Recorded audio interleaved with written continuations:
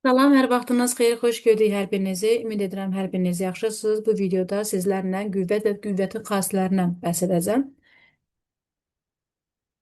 Qüvvət nədir? Gəlin öncə qaydamızı yada salaq. Deyirik ki, n böyükdür 1 olduqda, yəni n 1-dən böyük olduqda, hər biri a-ya bərabər olan n vurğun hasilinə a ədədinin natural üstü qüvvəti deyilir.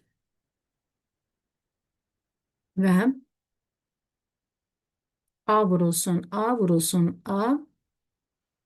Bu formada davam edərsə, burada deyək ki, bizim n sayda a-mız var və bu zaman deyirik ki, nəticəmiz bərabərdir a üstü n-ə.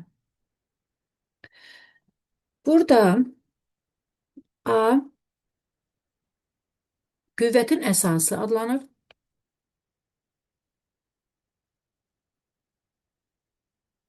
N qüvvətin üstü adlanır.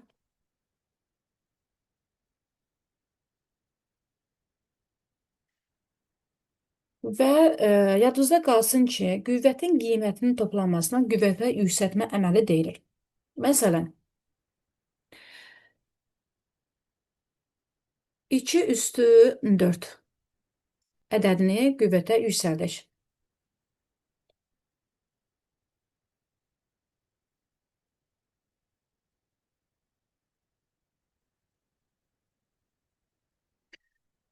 Deyirik ki, 2 üstü 4 bərabərdir. 2 vurulsun, 2 vurulsun, 2 vurulsun, 2.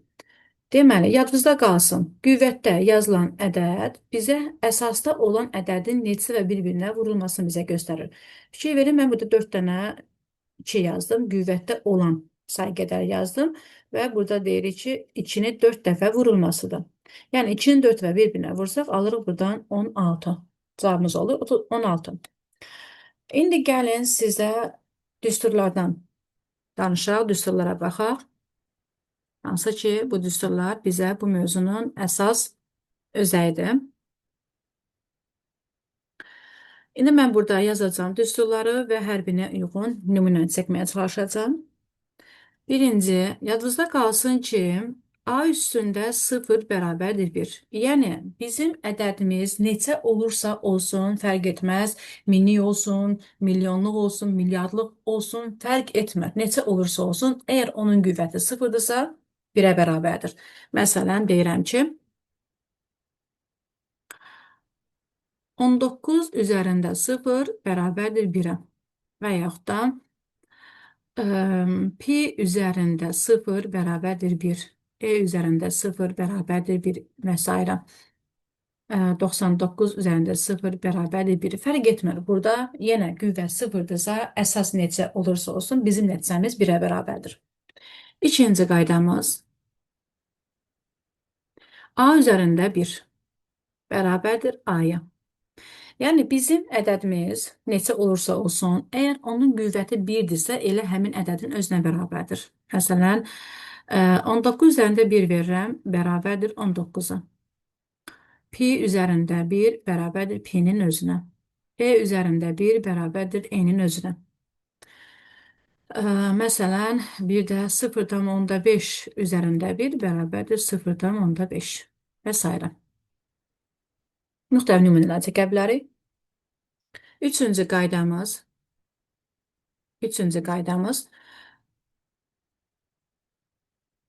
a üzərində m vurulsun a üzərində n bərabərdir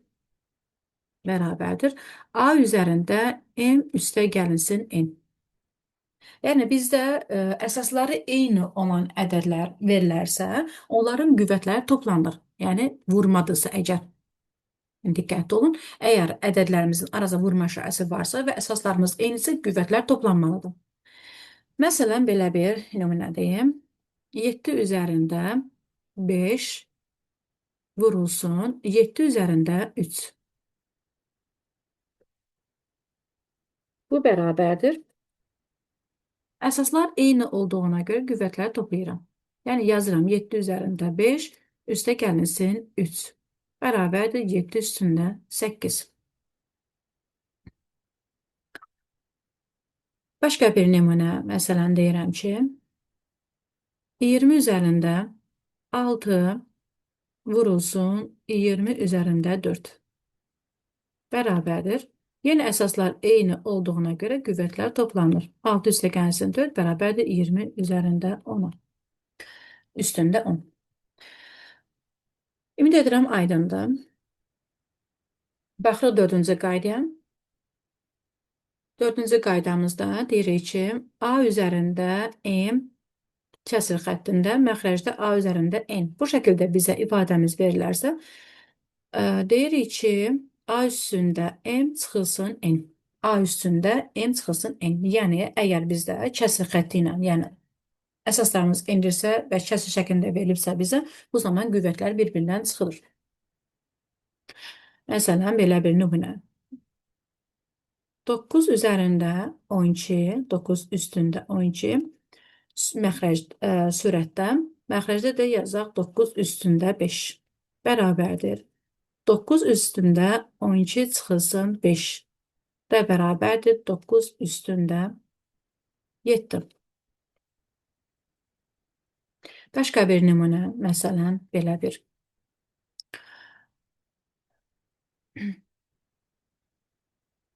Yazıram ki, 3 üstündə 5 vurulsun, 3 üstündə 5 vurulsun, 2 üstündə 6 bölünsün, 3 üstündə 3 vurulsun, 2 üstündə 5 bərabərdir. Bu zaman yenə, baxın, əsaslar eyni olanları bir-birindən çıxıram. Yəni, yazıram 3 üstündə, görürsünüzmü? Əsaslar eyni olanları burada götürürəm. Yəni, 3 ilə bu hissəni 1 götürürəm. Bu hissəni də ayrıcana yanaşırım. Yazıram buradan 3 üstündə 5 çıxılsın 3. Vurulsun. 2 üstündə 6 çıxılsın 5. Bərabərdir. 5-dən 3-ü çıxanda alırıq buradan neçə? 3 üstündə 2. Vurulsun. 2 üstündə də 6-dan 5 çıxanda alırıq 1. 3 üstü 2 bizə 9 verir. Yəni 3-ü 2 dəfə bir-birinə vururuq, alırıq 9 və 2 üstü 1 də bizə 2 verir. Və buradan nəticəmizi alırıq. 9 vurulsun 2, alırıq 18. Ümid edirəm aydındır. Gəlin növbəti qaydaya baxaq. 5-ci qaydamız.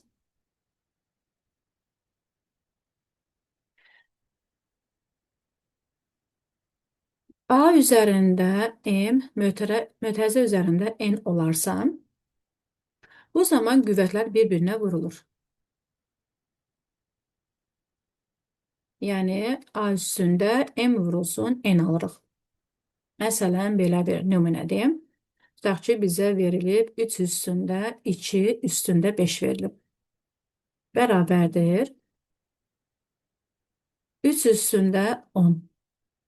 Yəni, bunu açıq şəkildə yazım. 2 vurulsun 5 bərabərdir 3 üstündə 10. Başqa bir nümunə, məsələn, belə bir nümunə deyək. Məsələn, 9 üzərində 4 üzərində 2 bərabərdir. Yenə mötərizəni açanda qüvvətlər bir-birinə vurulur və alırıq buradan 9 üstündə 8. Növbəti qaydamız, 6-cı qaydamız. A üzərində mənfi ədəd olarsa, yəni mənfi n, bu bizə bərabərdir 1 bölünsün A üstündə n deməkdir. 1 bölünsün A üstündə n deməkdir. Yəni bizdə qüvvət mənfidirsə, bu artıq ədədin tərsi deməkdir. Yadınızda qalsın. Məsələn, belə bir nümunə çəkim. 8 üzərində verilib bizə mənfi 2. Bu da bərabərdir 1 bölünsün 8 üzərində 2. Bərabərdir 8 üstü 2 də bizdə 64 verir və nəticəni alırıq 64-də 1. Başqa bir qaydamız 7-ci qayda. A üzərində mənfi n bölünsün B üzərində mənfi n. Bu bərabərdir A bölünsün B, yəni B'də A üzərində mənfi n və bu da bərabərdir Sürətlə məxrəc yerini dəyişir, tərsinə çevrilir və alınır burada müsbət A-da B üstündə N. Yəni qüvvətdə N.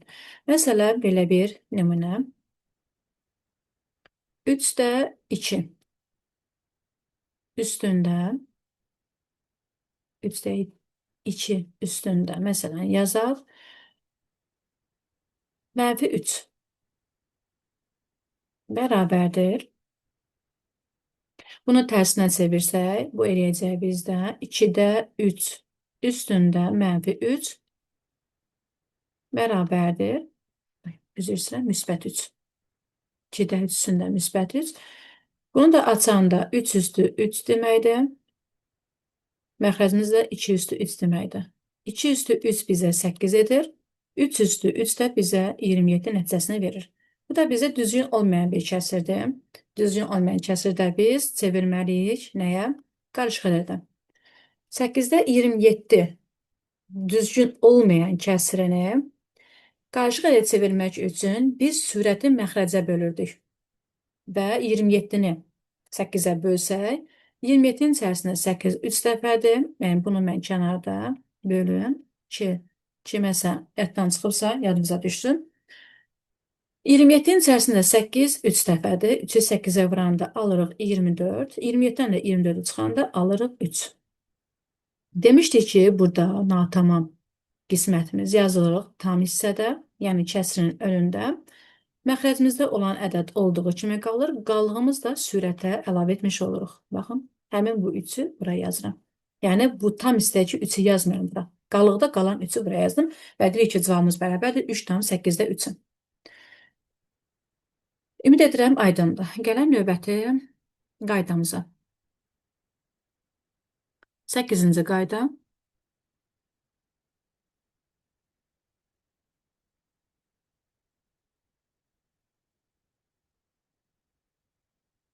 A vurulsun B üstündə N. Bu bərabərdir bizə A üstü N vurulsun B üstü N-ə. Və yaxud da deyirik ki, A üstü N vurulsun B üstü N bizə A vurulsun B mötərizə üstündə N-ə bərabərdir. Məsələn, belə bir sual verim. Nümunə yazır. Məsələn, yazıram ki, 8 vurulsun 5 üstündə 5. 5 yazmayayım, fərqli ədəd yazım. Çaşqınlıq olmasın. Məsələn, yazıram 3 bərabərdir. Buradan mötərizəni açsaq, alırıq buradan 8 üstü 3 vurulsun 5 üstü 3. Və yaxud da deyirik ki, burada bərabərdir. 8-i 5-ə vuraram, eləyər 40. 40-ın üstündə 3 nəticəsini alaram. Və yaxud da bizə bu tipdə verilə bilər sual. Yəni, sağdan sola doğru, yəni bərabərliyin sağ tərəfindən soluna doğru gətirməyimizdən bağlı. Məsələn, yazıram ki, 7 üzərində 4 vurulsun 9 üzərində 4 bərabərdir. Burada baxırıq ki, qüvvətlər bir-birindən fərqlidir. Qüvvətlər bərabərdir, əsaslar bir-birindən fərqlidir və bunu mən bir mötərizənin içərisinə yığıram. Və yazıram mötərizə üzərində 4 kimi. Yəni, bizim qayda əsasən bunu yazmağa ixtiyarımız var. Bərabərdir. Mötərizənin içərisini sadələşdiririk. Yəni, 7-ni vuruq 9-a eləyir 63 və qüvvət də üstünə yazdıqda alırıq 63 üstü 4. Ümid edirəm aydındır. Gələk növbəti 9-cu qaydamıza. Bizdə ifadəmiz kəsr şəklində verilərsə, B-də A üzərində N. Bu halda deyirik ki, A üstü N sürətdə, B üstündə N də məxrəcdə yazılır. Yəni, məsələn, verilib bizə 5-də 2 üstündə 3 bərabərdir. Bu bizə açsaq 2 üstü 3 deməkdir. 5-in də üstündə 3 deməkdir. Məxrəcimizdə də bunu yazırıq. 5 üstündə 3. 5 üstü 3 bizə 125 edəcək. 2 üstü 3 də bizə 8 nəticəsini vermiş olur və deyirik ki, ədədimiz 125-də 8-ə bərabərdir. Və bir də sonuncu bu düsturlarla bağlı qaydamız var. Onu da sizə qeyd edim. Bu kök altı ilə bağlıdır. Deməli, deyirik ki, A üzərində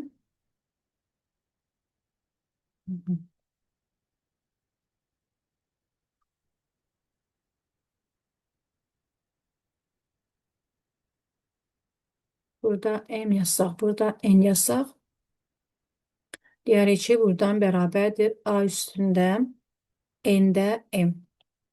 A üstündə N-də M.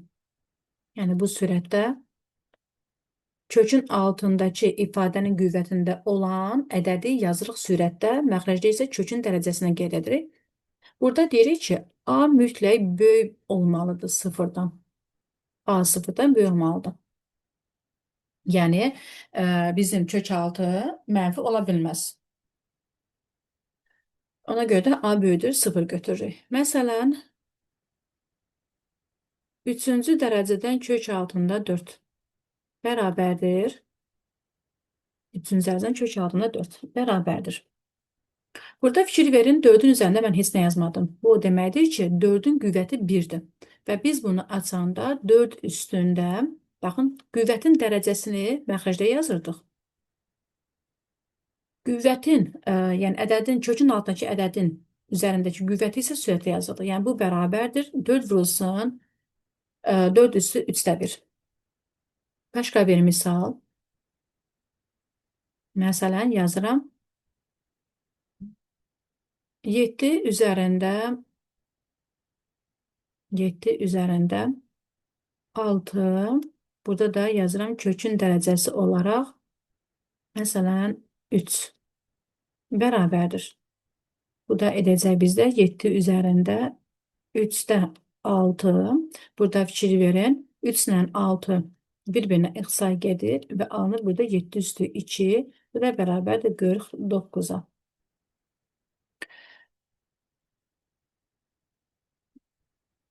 Bir də bir neçə qayda qaldı. Onu da sizlərə deyim. Daha sonra dərsi, bu videonu yekunlaşdıracağım.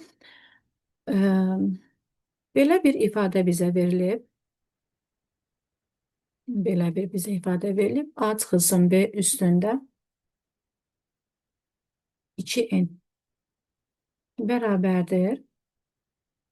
B çıxılsın A üstündə 2N. Yəni, əgər bizim ifadəmizin qüvvəti cüt dərəcədəndirsə, biz onların yerini dəyişdikdə yenə də bərabərdir bir-birinə. Yəni, biz bu formada yaza bilərik. Digər bir qayda. Demək, A çıxılsın B üstündə 2N üstə gəlinsin 1 bərabərdir. Burada yerlərini dəyişdikdə isə artıq qarşıya mənfi mütləq düşməlidir. B çıxılsın A üstündə 2N üstə gəlinsin 1.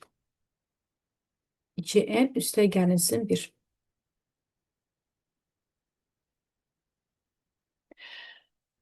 Məsələn, bunlara uyğun bir nümunə edeyim. Daha sonra keçən növbəti qaydaya.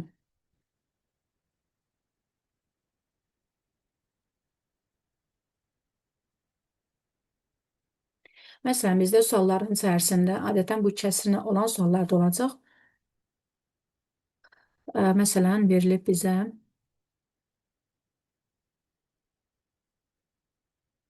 A çıxılsın B üstündə 2 bölünsün. B çıxılsın A üstündə 2. Bərabərdir. Burada biz ixtisar yaparsaq nəticəmiz 1 qalacaq. Burada əslində nədir? Necədir? Baxın, burada yerlərini dəyişdikdə qarşıya bir dənə mənfi düşür. Yəni, biz mötərizənin içərisini yerini dəyişirəm, yazıram mənfi B üstə gəlinsin A şəklində. Baxın, birinci olanı dəyişirəm yerini, sürətin. Və bunun da üzərində 2 olduğu kimi qalır. Bərabərdir. Buradan mənfini çıxardıram mötərizə xaricinə. Alıram buradan B çıxılsın A və bunun üzərində 2 bərabərdir. Cüt dərəcədən olanda mənfini udur. Ona görə də bu bizə elə verir. B çıxısın A üstündə 2. Ona görə də burada nəticəmiz 1-ə bərabər olur. Aydındır. Digərini də həmçinin. Baxın, burada qüvvətə biz 2n, baxın bu qüvvəti deyəcəm sizə. 2n üstə gəlinsin 1. Biz burada nəticə bizdə tək dərəcədən olacaq. Məsələn, n-in yerinə 1 qiymətini verirəm ən kiçik nota ədədimizə. N bərabərdir 1 olduqda, burada 2 üstə gəlinsin 1 bərabərdir 3 alınır. Yəni tək dərəcədən olur. Və yaxud da n-in yerinə 2 verirəm, tək cüt ədəd. Yenə eyni bir şey olacaq. Burada 2 vurulsun 2, bu verəcək bizə 4. Yəni n yerinə 2 qoyuram, 4-ün də üzərinə 1 gəlirəm, alıram 5. Yəni bu yazılışda bizdə n-in yerinə hansı ədəd olursa olsun, bizdə qüvvətimiz tək dərəcədən olacaq. Ona görə də qarşıya mənfi çıxanda bu bizdə artıq fərqli olur. Ümid edirəm, nə demək istədiyim aydındır. Bu qayda bizdə sualların içərisində kəsr tipli suallarda bunlardan istifadə eləyəcək. Ona görə də özünüzdə qeyd edib mənimsəməyiniz. Əzbər şəkildə deyil, başa düşməyinizi istəyirəm. Ümid edirəm, nəyə görə mənfi və ya müsbət olaraq qaldığı sizə aydın oldu. Bir də bir qaydanı da sizin nəzərinizə çatdırım. Deməli, deyirik ki, mənfi A üzərində 2n. Burada da bərabərdir A üstündə 2n-ə. Yenə deyirik ki, A böyükdür 0 olmalıdır.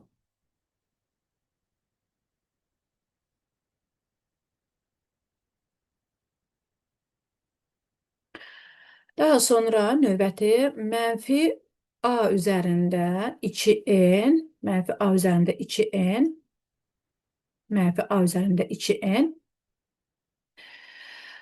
Bu bizə verir bərabərdir mənfi 1 vurulsun A üstündə 2n-ə. Burada görürsünüzmü? Mənfi olduğu kimi qaldı. Ona görə də bu deyirik ki, 0-dan kiçikdir. Digərində müsbət olduğuna görə, yenə də deyirəm, bu nəyə görə olur? Burada n-in yerində, biz n-in yerinə neçə verəriksə verək, hansı ədədi qoysaq burada, bizim qüvvətimiz cüt dərəcədən olacaq. Ona görə də birinci yazılışda, baxın bu yazılışda, bizdə müsbət ədəd alınır, 0-dan böyük bir ədəd alınır. İkincidə isə fikir verin, qarşıda bizim mənfimiz var. Yəni artıq bizim bu ifadə mötərizənin içində deyil. Yəni mənfi 2 üstü n-ə aid deyil. Yenə də mənim qüvvətimdə neçə olursa olsun, qarşıda mənfi işarəsi varsa, burada 0-dan kiçik olan bir ədəd alınır. Yəni məsələn, belə bir nümunə üzərində sizə izah edeyim. Deyirəm ki, mənfi 5 üstündə 2. Bu bizə cüt dərəcədən olduğuna görə mənfini udur və alınır burada 5 üstündə 2 bərabərdir 5 vurulsun 5. Bu da bizə verir 25.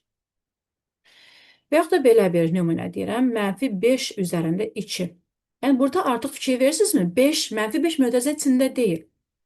Və bu yazılış bizə mənfi 5 vurulsun 5 deməkdir. Yəni bizdə olan qüvvətdə 2 yalnız 5-ə aiddir. Ona görə də burada bir-birinə vursaq, bizdə mənfi 25 almış oluruq. Əgər bizim 5-imizin üzərində mənfi 5-in üzərində tək dərəcədən olsaydı, burada da yenə nəticə olaraq mənfi alınacaq. Çünki mənfi cüt dərəcədən olanda mənfi tək dərəcədən mənfini uda bilmir. Müsbət çevrilir. O zaman ki, yalnız bizim qüvvətimiz cüt dərəcədən olsun. Və bu bərabərdir mənfi 5 vurulsun mənfi 5 vurulsun mənfi 5. Yəni burada bizim bu mənfi 5 üstü 3 əslində yazışımız bu deməkdir. Yəni ona görə də deyirik ki, burada mənfi olacaq, ona tək dərəcədən mənfi olur bu səbəbə görə. Bu da biz eləyəcək mənfi 125. Yəni burada da yenə biraz da sizə açıqlama verim birinci misalda. Baxın burada bu yazılış bizdən mənfi 5 vurulsun mənfi 5 deməkdir. Yəni mənfi mənfiyə toxuşanda, mənfi mənfiyə vuranda bizdə müsbət ədəd alındığına görə burada cüt dərəcədən olanda deyirik ki, müsbət olur. Yəni mənfini udur. Aydındır. Ümid edirəm aydın oldu. Bir də iki qeydi sizə nəzərinizə çatdırım, yadınızda qalsın ki, mənfi ədədin kəsr üssü qüvvətinə baxılmır, mənfi ədədin kəsr üssü qüvvətinə baxılmır. Sıfırın yalnız müsbət üslü qüvvətinin mənası var. Yəni sıfırın üzərində hər hansı bizə mənfi üslü qüvvət verilərsə, məsələn 0 üstə -5, buna artıq baxılmır. Bu yazılış doğru deyil. Ümid edirəm qüvvət və qüvvətin xassələri sizlərə aydın oldu. Yenə də hər hansı bir sual, hər hansı bir anlaşılmamazlıq olarsa, yenə də suallarınıza mütləq bir şey verin, baxacaq. Hələlik özünüzə yaxşı baxın, növbəti videoda görüşərik.